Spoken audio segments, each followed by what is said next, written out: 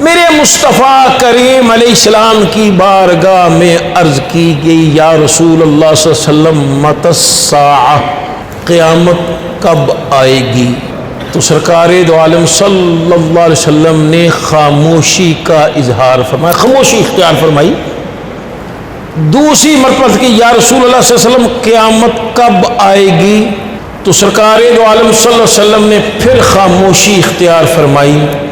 تیسری مرتبہ عرض کی گئی قیامت کب آئے گی؟ تو سرکار دو عالم صلی اللہ علیہ وسلم نے ارشاد فرمایا قیامت کی باتیں کر رہے ہو تو تم نے قیامت کے لیے تیاری کیا کی ہے؟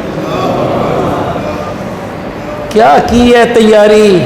اب اس صحابی کا وہ جواب سنیے۔ عرض کی کہ یا رسول اللہ علیہ وسلم میرے پاس یہی ہے کہ میں اللہ اور اللہ کے رسول سے محبت کرتا ہوں۔